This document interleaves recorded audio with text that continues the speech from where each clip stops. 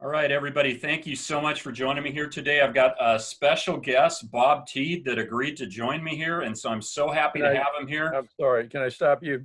Yeah, Yeah, Bob TD. The last name is pronounced TD, Teide, like the two initials, T got and a you. D. Well, thank you for correcting me on that. I apologize. No problem. Since you were Bob right at Teide, the start, I thought you could, yeah, you got me from the start. So, Bob Teide, restart. thank you for joining us. You're coming from Dallas here today. You have been with Crew for 47 years. Maybe just tell us real briefly about that. What do you do there? What's involved with Crew? Well, Crew is a Christian organization, Hmm. started on the campus of UCLA in 1951. And today we have a staff of around 25,000, sharing Christ in 190 some countries of the world. Awesome, awesome. And as you said, it's actually now 49 years. Okay. The book did say 2 years ago, 47. And we spent 8 of those years in campus ministry. Okay. And 5 of those were in the Northwest, 3 years in Ellensburg, Yes. over there, halfway to Spokane on I-90, Yeah. Central Washington University. That's where I And then, graduated from, by the way. So well, fantastic. yeah. And then 2 years in Portland. Okay. And in 79, we moved. We now live in the Dallas area Okay. and moved here to direct the Josh McDowell Ministry, which is a division of Crew. Okay. And we stepped away from that role in 2003. And after a sabbatical, we then accepted an invitation to be on the global and U.S. leadership development teams, Okay. developing the next generation of leaders. So Awesome. that's what I do. Okay. Well, fantastic. Thanks for giving us that. Hey, so just kind of a quick icebreaker, I guess. Tell us something about you that most people don't know Well, that you Brad, want to share. most people don't know this. I received a PhD when I was 10 years old. Okay. You want to know more? Yeah. You got me going on that. I'm curious now. Well, at age 10, excuse me, at age 10, I dug my first post hole all by myself.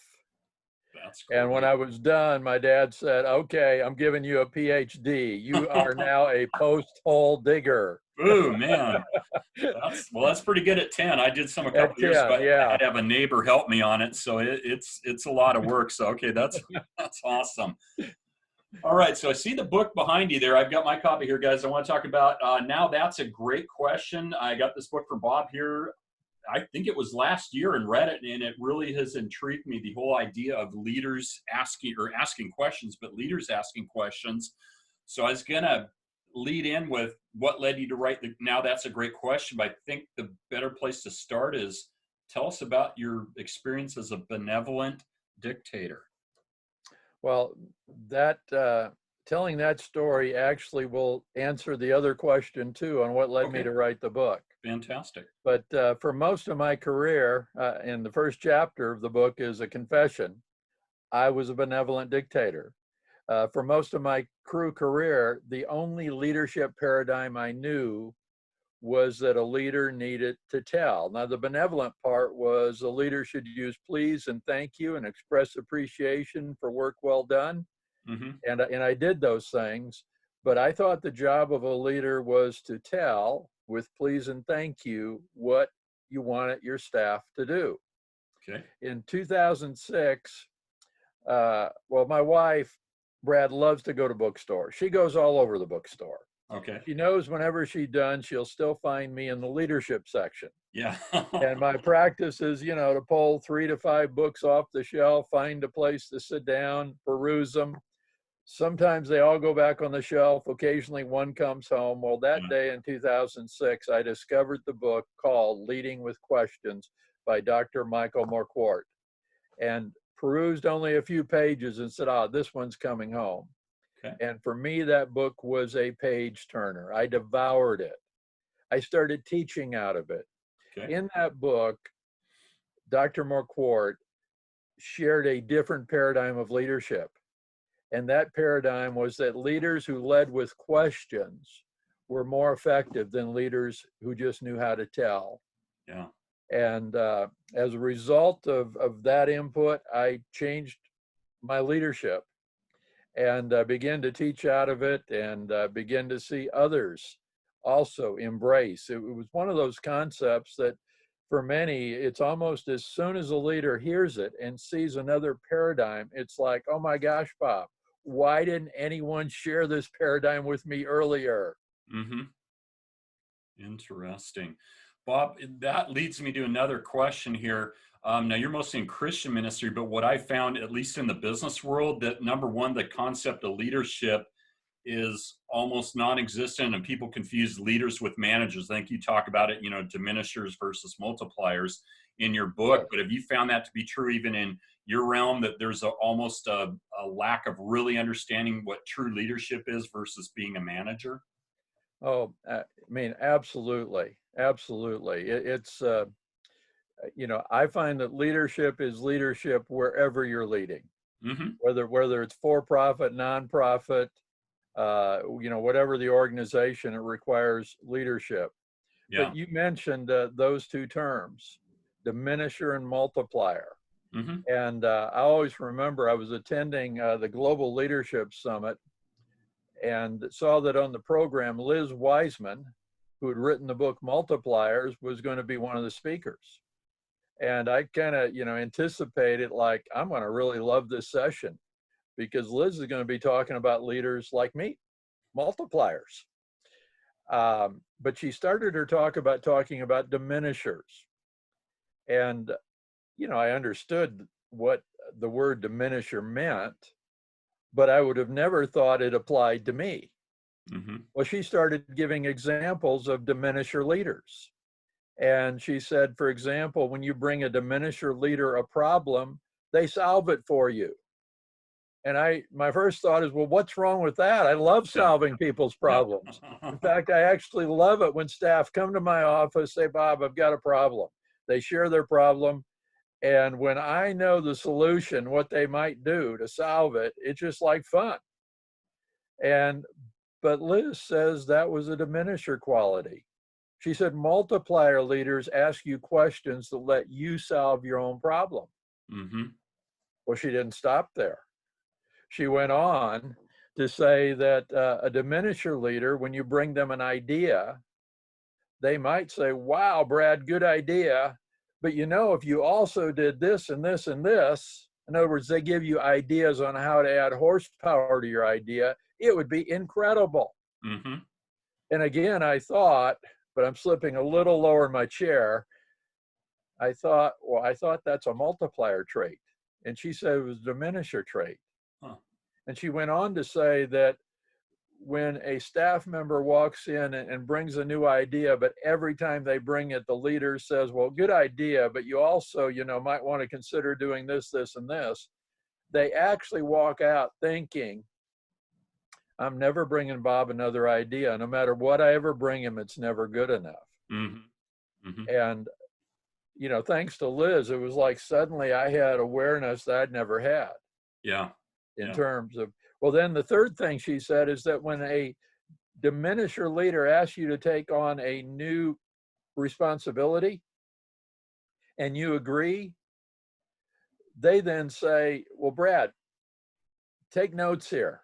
Let me give you a game plan on how to get this done.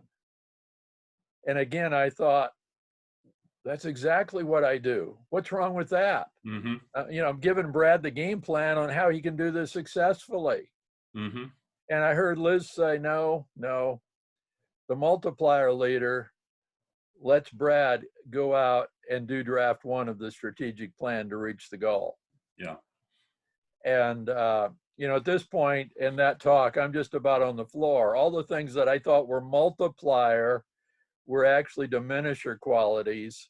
Yeah. And really what she was outlining was that a leader who tells staff what to do, solves their problems for them, gives them the plan, is actually a very limited leader in terms of their effectiveness. Mm-hmm. The effective leader will let staff solve their own problems. Yeah. Hear a great idea and say, wow, Brad, great idea. is there anything I could do to help? And third, if Brad accepts a new responsibility, a new thing, Brad, why don't you take some time and do draft one of the strategic plan? Mm-hmm. And so all of those are paradigm shifts that I begin to make. Yeah. To want to be the leader who asks questions rather than tell staff what to do. Yeah, amen. I mean, I've read your stuff. I said that's so spot on, because my experience in most of the business world is that exactly what you said. They think they're being multipliers, but they're really being diminishers. They're not helping empower you, I guess would be the word I'm looking Yeah. for. But Yep. so another question here in general, what would you say would be your number one advice you could ask somebody who wants to be a leader or to be a better leader? What would you tell them? Well, Brad, this may be helpful. I often share this. Um, I find as I begin to interact with people that on one hand, they would like to learn to lead with questions. Mm-hmm. But on the other hand, they imagine that it would take a lot of effort. Like, maybe I'll have to go get a master's degree in questionology. Mm-hmm. And, kind of like a nice idea, but, kind of equivalent to becoming a brain surgeon. Probably not going to happen. Yeah. And so I love to ask this question. Who here would like to learn to lead with questions in 30 seconds? Mm-hmm. And when I speak, every hand goes up. Yeah. So Brad, today you're my only audience member. Yeah. So I'm going to bring you up on the stage here. Uh-huh. And Brad, I always say this to whoever I bring up. I say, I selected you because I sense you have a photographic memory. You'll only have to hear my 4 favorite questions one time and you'll have them memorized. So Brad, you ready? Yep, I'm ready. First question, what do you think? Second question, what else? Third question, what else? Fourth question, what else? Brad, have you memorized them? I think I got that, Bob. Share them with us. So what do you think? What else? What else? What else? Yeah. Now, at first, listening to that, some people say, Bob, you can't ask, what do you think? What else? What else? What else? Well, of course not. But this is a conversation. And I say, Brad, regarding, and I pick out either some opportunity or challenge that we're facing, some issue. And I say, Brad, what do you think? What do you think we might do? Well, how do you think we might solve it? And Brad starts talking. And, when he kind of pauses, like, okay, I've given you an answer, Bob, my thoughts, you lean in and say, wow, Brad, this is good. What else? And Brad gives you some more. Now there's some other forms you can say instead of what else. Hey, Brad, say more about that. Yeah. Wow, Brad, this is good. Don't stop. I'm taking notes. And I share with people that, instinctively, again, without thinking, when somebody asks us, hey, what do you think about? Our first answer that we roll out tends to be a safe one. And we're reading the eyes and face of the person that asked us. Mm-hmm. And, if you ask me, hey, Bob, what do you think about? And I roll out that first answer, and then you say, oh, Tiede, that's stupid. Everyone knows that. Well, I'm not saying another word. But when you say, wow, keep talking, Mm-hmm. well, then I relax. Yeah. And actually, I'm thinking, wow, Brad is smart. He recognizes that I have something to offer here. And it's usually really the third and fourth time that we ask that we get their best thought, their gold nugget. Yeah. And I share this just simply to say, if you're a leader, lead by telling, and you want to shift to leading by asking, here's the beauty. You ask the greatest questions are not long, complicated questions. Mm-hmm. They're simple. Mm-hmm. Like, hey, what do you think? Yeah. And, Thoreau once said, the greatest compliment ever paid me was when one asked me what I thought and attended to my answer. Yeah. And then there's another story, Brad, I think you'll like. Okay. Have you ever stayed at a Marriott? Yes. Yes, Yes. I think we all have. And Bill Marriott, one of the founders of Marriott, Hmm. do you know what he considers to be the 4 most important words in the English language? Not off the top of my head, I don't, but please share them with me.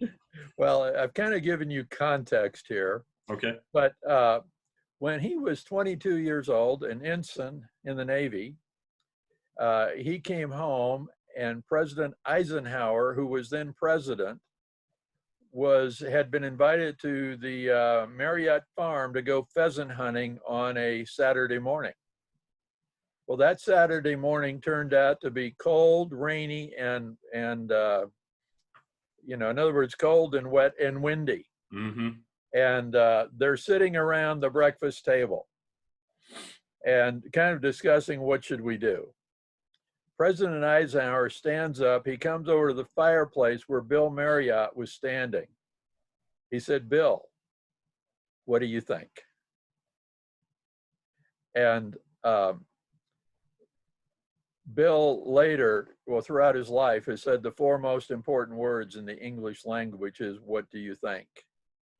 And he realized in that moment the brilliance of President Eisenhower, who had been the 5-star general who led the Allied invasion of Normandy. Yeah.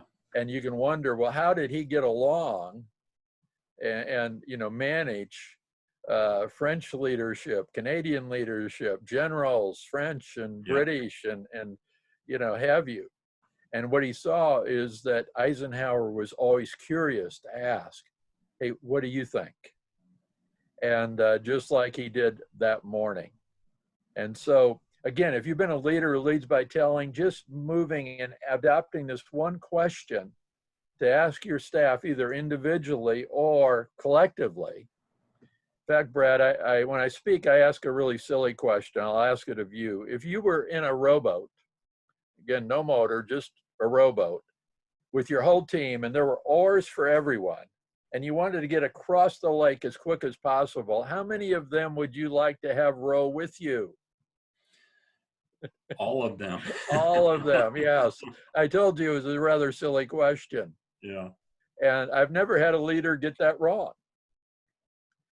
But the follow-up question, that's a setup question, is why then would you want to sit with your team at your conference table and you be the only one with the oar in the water engaging your brain on what's the best way forward for us to reach this goal, i.e. get across the lake, but whatever the issue is, quick as possible? Why would you not want to access all of their brain power by asking them, "Hey, what do you think we might do to solve this, to get across the lake, to take advantage of this opportunity?" Mm-hmm. Now, mind you, as a leader, when you ask, you're not required to go with everything you hear. Yeah. But as you ask, so often what happens is you get input and you think to yourself, wow, Brad's got a great idea. I hadn't thought of that. That's better than the ideas I've thought. Yeah. And then take it one step further. Brad, great idea. Would you be willing to spearhead that for us? Mm-hmm. Now, Brad, if you shared the idea and your leader then asked you to spearhead it, how's that make you feel? Makes me feel great. I mean, they're helping empower me. They're allowing me to take leadership of it. And Brad, compare having to execute your idea with having to, instead, I lead by telling, and I say, "Hey, Brad, here's what I want you to do." And when you hear it, you're thinking to yourself, you don't verbalize, you're thinking to yourself, that'll never work. And Seen that which before. one are you going to be more motivated to actually execute? Exactly. And I think, Bob, to answer some of that, from my experiences, people that the quote leader manager doesn't have self-confidence, and or they're not a very strong leader. As John Maxwell says, you can't rise above your leadership level. So if your leadership level's here, but you want to try to get here, you're not going to get there because and a lot of times they don't know their leadership level isn't high enough to get above that either. But if you're a leader, like you said, you're wanting to bring other people on board, involve them, and going off what you said, two heads are always better than one, I think. Yes. Yes, or four or five or six. Exactly. The more input, the better. But sometimes that comes from the old top-down management style that we're so used to out in the business world still. So, Brad, can I share another set of simple but profound questions? yeah, absolutely. Please do. Navy Captain Michael D. Abrashoff took over the command of the USS Benfold, one of our modern warships. And when he took over command, now I don't know how the Navy determines this, but morale on that ship was the lowest in the Navy. 18 months later, it was the highest in the Navy. Wow. And he did a number of things, but here's the first story. Upon taking command, he had 300 one-on-one meetings that lasted 15 minutes each. He had 300 of those with 300 sailors on his ship. Wow. And he asked each of those sailors 3 questions. Now, Brad, you're going to have these memorized by hearing them once. The first question is, what do you like best about this ship? Okay. Second question, what do you like least? Third question, what would you change if you could? And he asked and he listened. Yeah. Now, he didn't promise to make every change that he heard. But, and I'm guessing by the end of the first day, maybe he'd only had time to do 10, 15 of these. But there was a buzz on the ship. The new captain's different. The new captain actually cares what we think. Right. The new captain's actually asking us for ideas. Yeah. And of course, it didn't take Captain Abrashoff very long before he heard things that were kind of like, what?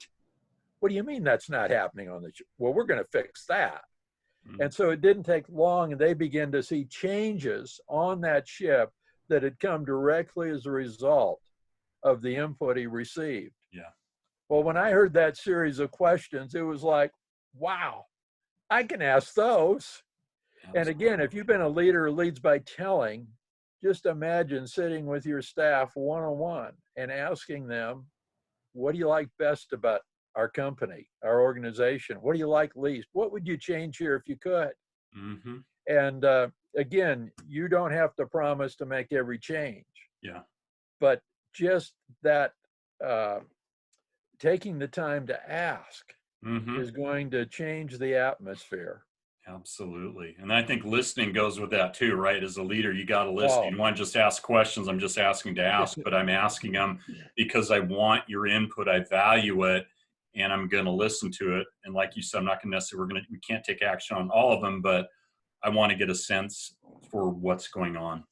Brad, team or organization, right? You're so right. If you're not going to listen, don't ask. Yeah. It's kind of required. Exactly. Well, not kind of, is absolutely required. Can I share one listening tip that? Yeah, one listening really tip. That'd be great, Bob. I don't want to keep you on here too long, but thank you. Yeah, please, by all means. It's the 8-second rule. Now, Brad, when you hear 8 seconds, what do you normally think of? Well, that's not a long time. Maybe making a first impression type thing. Okay. I was thinking of a sport, a rodeo sport. Ah, okay. Bull riding. Okay. Bull riding, for a ride to be qualified, the rider has to stay on the bull for 8 seconds. Okay. Now, we think of 8 seconds as being such a short amount of time. Yeah. For a bull rider, it's an eternity. And here's what's interesting.